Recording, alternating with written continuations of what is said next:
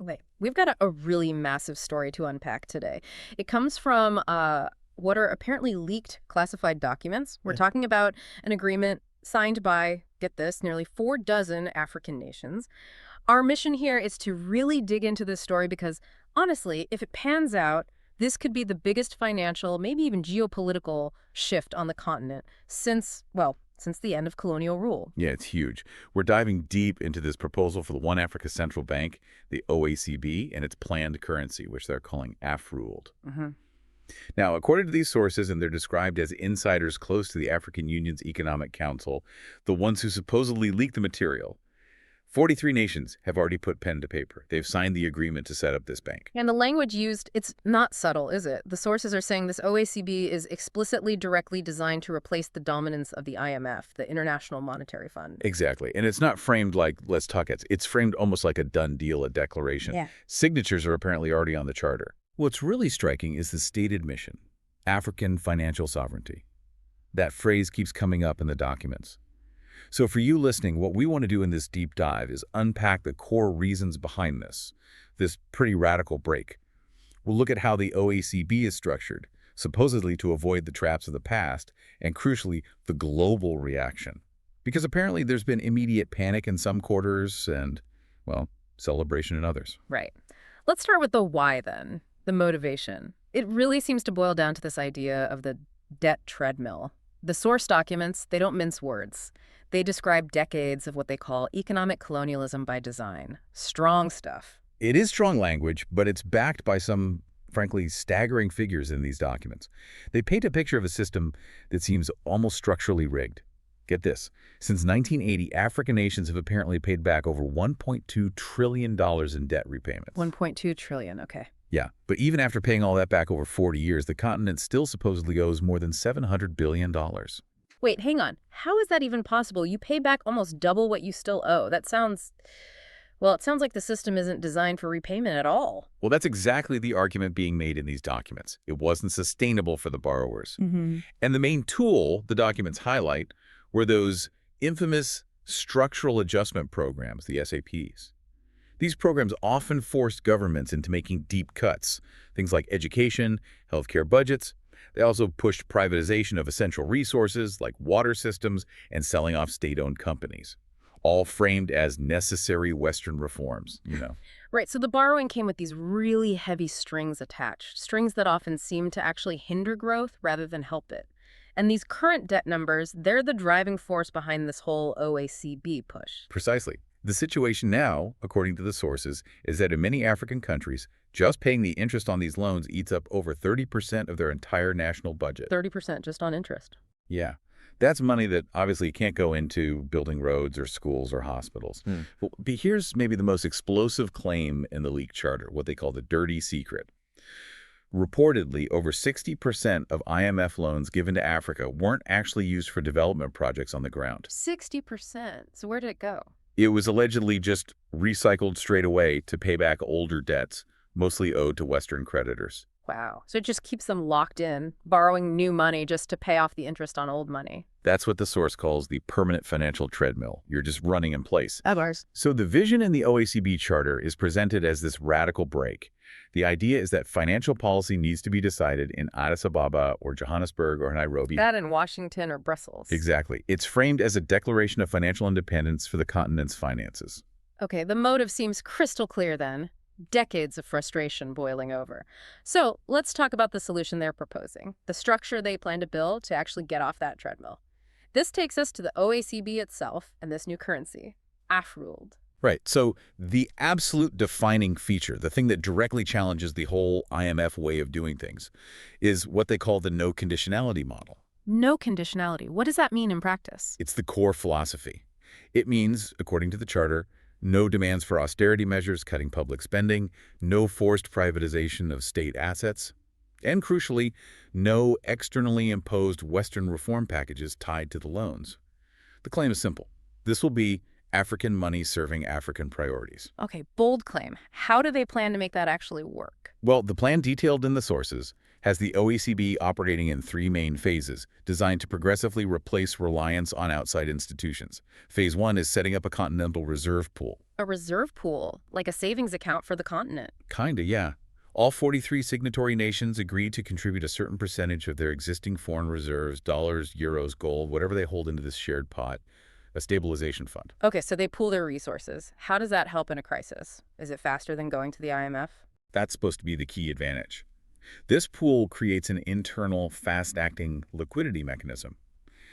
The sources suggest that member countries facing short-term financial trouble could access these funds potentially within days, not the months of negotiations and bureaucratic wrangling. And policy demands. And policy demands, exactly, that usually come with an IMF bailout application. It bypasses all that. Right, so that's phase one, the emergency fund. What's next? Phase two is where it gets really interesting, the AFRULD integration. The OECD is planned to be the institution that manages the continent's unified digital currency, this AFRULD. Okay, a continental digital currency. We've heard whispers of this. But how is it different? Well, here's the really fascinating part, the bit that potentially shakes up global currency dynamics. AFRULD, according to these documents, will not be primarily backed by other foreign fiat currencies, currencies like the US dollar or the euro, whose value is basically based on government promise and market trust. What will it be backed by? Real tangible assets. The plan is to anchor AFRULD in Africa's own substantial wealth. Its gold reserves, its rare earth minerals, other natural resources, things you can actually measure and touch. Wow, okay. That sounds almost like a return to the gold standard, but on a continental scale and based on a basket of resources. That's a good way to think about it, yeah. Yeah. It's a massive departure from the current fiat system. What's the thinking there? Why anchor it to physical assets? What's the advantage? The argument laid out in the documents is that it makes the currency inherently more stable and, crucially, more resistant to external manipulation. Think about it. If a country holds lots of dollars and the U.S. Federal Reserve suddenly changes interest rates or prints more money, that decision in Washington directly impacts the value of the reserves held by an African nation. Right, they're vulnerable to decisions made elsewhere. Exactly. But by backing AFRULD with, say, measurable gold reserves or verified mineral wealth located on the continent, the currency's value is supposedly tied more directly to Africa's actual physical wealth. It aims to insulate it from the policy whims of foreign central banks. So the value is literally grounded in the resources Africa possesses in abundance. That's the concept. And then phase three follows logically.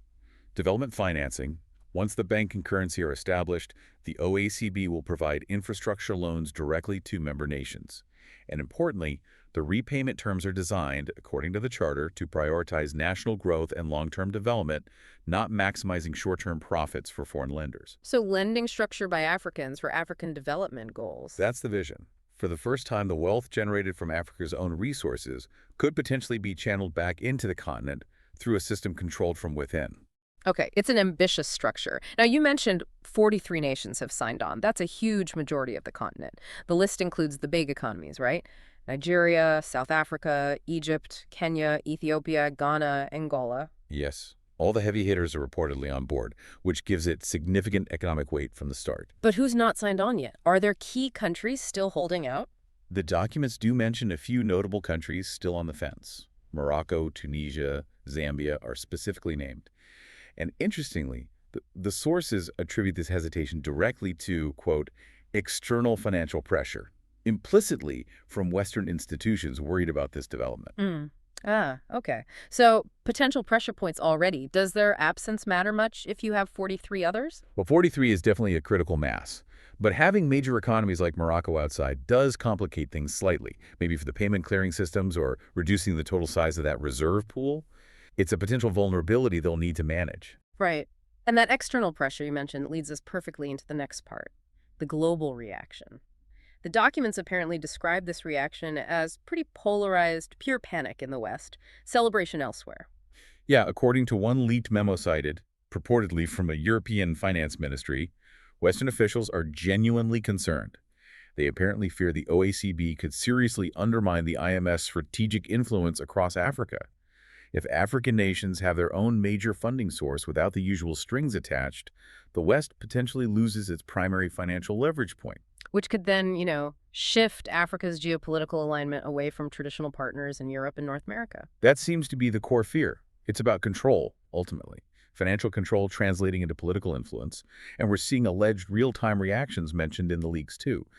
The U.S. Treasury is reportedly lobbying several African governments quite hard, urging them to reconsider their participation. Lobbying them. Hmm. Okay. And what about Europe? In Brussels, the EU's Foreign Policy Committee apparently held an emergency meeting specifically about this. And according to the sources, they label the OACB development a potential threat to financial stability in the global south, which is quite a statement. A threat to financial stability, or a threat to their influence over financial stability? Well, that's the question, isn't it? Depends on your perspective. This raises a really critical point hinted at in the documents. Just how far might established powers go to try and stop this, or at least slow it down, before the planned 2026 launch? Well, this is where it gets quite dramatic. The most startling claim, detailed in the source material, is that G7 central banks are reportedly considering coordinated monetary actions. Coordinated actions? Like what? Including potential currency manipulation, specifically designed to try and undermine confidence in AfroWorld during its crucial early adoption phase. Wow. Actively trying to destabilize a new currency? That's serious financial warfare, if true. It's presented as a high-stakes financial chess match. From the G7 perspective described in the leaks, if Africa successfully creates its own resource-backed currency and lending institution, it poses a direct challenge to the dominance of the dollar and euro, especially in trading Africa's own commodities. If oil, or cocoa, or cobalt can be traded widely in AfroWorld, it reduces the need for African nations to hold vast reserves of dollars or euros. Okay, so real fear in the West, according to these sources. How is it being received elsewhere? You mentioned celebration in the global south. Yes, a stark contrast. The BRICS nations, Brazil, Russia, India, China, South Africa, are reportedly not just supportive but offering concrete help. What kind of help? Beijing state banks have apparently offered currency swap lines. That's a technical tool, but basically it helps stabilize AfroWorld's exchange rate in the early days, providing liquidity and building market confidence. And Moscow is said to be negotiating some form of joint gold reserve pooling, potentially using Russia's own significant gold reserves to further back the new African monetary system. So BRICS is actively enabling this shift. It seems so, and the ripple effects, according to the sources, are spreading even wider. Economists and policymakers in places like Brazil and Indonesia are reportedly watching this very closely. They're exploring the possibility of creating similar regional banks and financial structures in Latin America and Southeast Asia, directly inspired by the OACB model. So Africa's move could become a blueprint for other regions wanting to reduce dependency on the IMF and World Bank. That's the potential implication, yes. It's showing other parts of the global south that maybe there's a viable alternative pathway, one that doesn't necessarily involve accepting policy conditions dictated from Washington. Okay, this is fascinating. Let's connect the dots now to the bigger picture in the timeline. The sources link the OACB launch directly to a broader goal, what they term the One Africa Government rollout in 2026. Yes, the timeline is ambitious. The target launch for the OACB is deliberately set to coincide with this wider push towards greater continental integration by 2026. And the preparatory work is apparently already accelerating to meet that deadline. What kind of prep work? The sources mention specific things. Active recruitment for the OACB's board and key technical positions, pilot testing of the AfroWorld digital currency clearing system, already happening in 5 unnamed countries, and advanced negotiations for a continent-wide payment settlement system, which they're apparently calling AfroPay. AfroPay. The goal seems to be having this entire financial architecture, the central bank, the currency, the payment system, fully operational and ready to integrate with broader political structures by that 2026 date. A synchronized launch. A continental resource-backed currency and central bank launching alongside a push for more unified continental governance. That sounds incredibly complex and risky. I mean, coordinating 43 diverse nations, all with different legal systems, economies, political priorities. Is that 2026 target actually feasible? Look, the difficulty is immense. And the sources don't shy away from acknowledging the internal political hurdles will be significant. That's undeniable. However, the argument presented in these documents is that the shared grievance, the unifying factor escaping that financial treadmill of debt dependency, is strong enough to potentially overcome those internal divisions. In this narrative, the OACB isn't just a result of political unity. It's seen as the necessary engine that could actually drive and enable greater political unification. The financial independence comes first, paving the way. Right, the shared economic goal fuels the political will. And this is where, as you said earlier, it shifts from being just about money and economics to being about something more fundamental, power. Exactly. The analysis within the leak material is very clear on this point. Africa, through this move, is attempting to reposition itself on the world stage. For the first time in modern history, potentially acting as a banker, setting its own terms, rather than being a perpetual borrower subject to others' conditions. And that fundamentally changes the negotiation dynamics globally, doesn't it? Completely. This whole initiative, at its core, is framed as being about dignity and sovereignty as much as finance.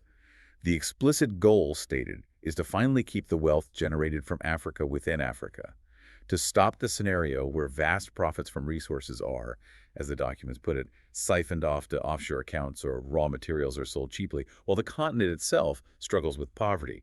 It's presented as an attempt to end that paradox of poverty amidst plenty. And the message to the rest of the world, as summarized in the source material, seems pretty blunt. It is. It's summarized as respect us or lose us.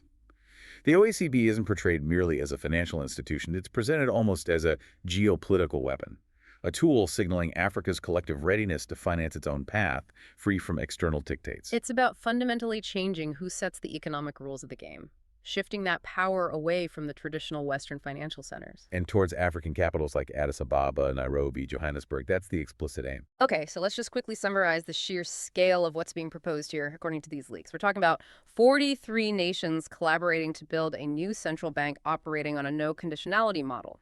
They're launching a new continental currency, AFRILD, backed by the continent's own physical resources, gold, minerals, and the explicit goal is to replace decades of IMF influence and dependency, aiming for full operational launch by 2026. It's radical. It absolutely is. And this really brings us to a final thought, something for you, the listener, to consider. This move, if it succeeds, and that's still a significant if, given the challenges, doesn't just challenge the IMF, it potentially challenged the World Bank too, and maybe even the entire structure of the post-World War II global financial order itself. So the question becomes, how does that global system adapt or react when an entire continent tries to shift its role from being primarily seen as the world's resource supplier, its resource well, to becoming its own independent financial engine? Could the rise of powerful regional financial bodies like this proposed OECD fundamentally reshape who holds global currency dominance and perhaps even global power over the coming decade? That's the big question hanging in the air.